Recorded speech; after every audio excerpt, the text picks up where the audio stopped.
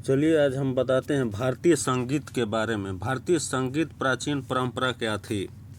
भारतीय संगीत क्या था, सबसे पहले इसके बारे में जानते हैं। संगीत और वाद्य यंत्रों का आविष्कार भारत में ही हुआ। संगीत का सबसे प्राचीन ग्रंथ सामवेद है। हिंदू धर्म का नृत्य कला, जोग और संगीत से गहरा नाता रहा। हिंदू धर्म मानता है कि ध्वनि और शुद्ध प्रकाश से ही ब्रह्मांड की रचना हुई। आत्मा इस जगत का कारण है। चारों वेद, स्मृति, पुराण और संगीत आदि धार्मिक ग्रंथों में धर्म, अर्थ, काम और मोक्ष को साधनों के हजारों हजार उपाय बताए गए। उन उपायों में से एक है संगीत। संगीत की कोई भाषा नहीं होती। संगीत आत्मा के सबसे ज़्यादा नज़दीक होता है। शब्दों में बाधा संगीत विकृत संगीत माना जाता है। प्राचीन परंपरा क्या था?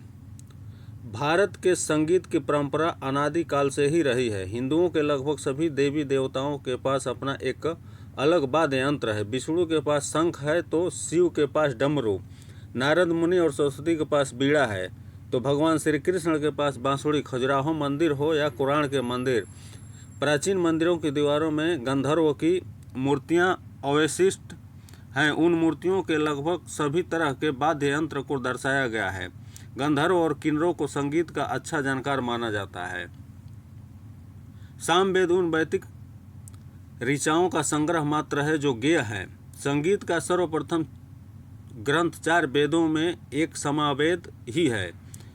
इसी के आधार पर भरत मुनि ने नाट्य शास्त्र लिखा और भारत में संगीत रत्नाकर अभिनव राग मंजरी लिखा गया। दुनिया भर के संगीत के ग्रंथ सामवेद से प्रेरित हैं। संगीत का विज्ञान क्या था? संगीत हिंदू धर्म के संगीत मोक्ष प्राप्त करने का एक साधन है। संगीत में हमारा मन और मस्तिष्क पूर्णतः शांत और स्वस्थ हो सकता है। भारतीय ऋषियों ने ऐसी सैकड़ों ध्वनियों को खोजा जो प्रकृति में पहले से ही विद्यमान है। उन ध्वनियों के आधार पर ही उन्होंने मंत्रों की रचना की, संस्कृत भाषा की रचना की और ध्यान में सहायक ध्वनियों की रचना की। इसके अलावा उन्होंने ध्वनि विज्ञान को अच्छे से समझकर इससे मध्य में शास्त्रों की रचना की और प्रकृति को संचालित करने वाली ध्वनियों को खोज की। आज का विज्ञान अभी भी संगीत और ध्वनियों के महत्व और प्रभाव की खोज में लगा हुआ है, लेकिन ऋषि मुनियों से अच्छा कोई भी संगीत के रहस्य और उसके विज्ञान को नहीं जान सका। प्राचीन भारतीय संगीत दो रूपों में प्रचलन था। पहला मार्गी और दूसरा देसी। मार्गी संगीत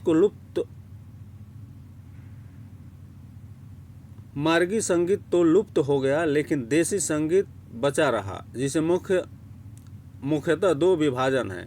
पहला शास्त्रीय संगीत और दूसरा लोक संगीत।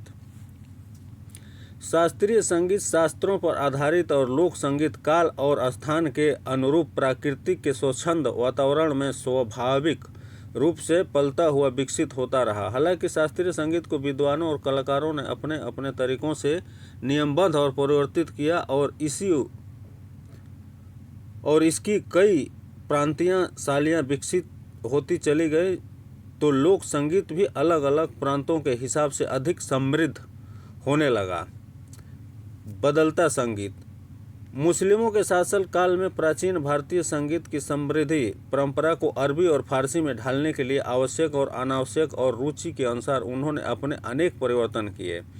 उन्होंने उत्तर भारतीय की संगीत परंपरा का इस्लामीकरण करने का कार्य किया, जिसके चलते नई शैलियाँ भी प्रचलन में आईं, जैसे ख्याल व गज़ल आदि। बाद में सूफी आंदोलन ने भी भारतीय संगीत पर अपना प्रभाव जमाया। आगे चलकर देश के विभिन्न हिस्सों में कई नई पद्धतियाँ और घरानों का जन्म हुआ। ब्रिटिश शासन काल के दौरान पाश्चात्य संगीत से भी भारतीय संगीत का परिचय हुआ। इस दौर में हारमोनियम नामक वाद्य यंत्र प्रचलन में आया।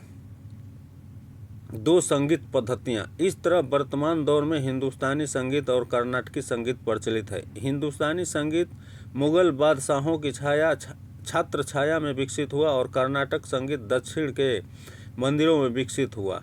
हिंदुस्तानी संगीत। यह संगीत उत्तरी हिंदुस्तान में बंगाल, बिहार, उड़ीसा, उत्तर प्रदेश, हरियाणा, पंजाब, गुजरात, जम्मू कश्मीर तथा महाराष्ट्र प्रांतों में प्रचलित है। कर्नाटक संगीत। यह संगीत दक्षिण भारत में तमिलनाडु, मैसूर, कर्नाटक, आंध्र प्रदेश आदि दक्षिण के प्रदेशों में प्रचलित है। वाद्य यंत्र। मुस्लिम काल में नए वाद्य यंत्रों की भी रचना हुई, जैसे सरोद और सितार। दरअसल ये बीड़ा के ही बदले हुए रूप हैं। इस तरह बीड़ा, बीन, मृदल, ढोल, डमरू, घंटी, ताल, चांड, घटम, पुंगी, डंका, तबला, शहनाई, सितार, सरोद, पखावज, संतूर आदि का आविष्कार भारत में हुआ। भारत की आदिवासी जातियों के पास विचित्र प्रकार के वाद्य यंत्र मिल जाएंगे, जिनसे निकलने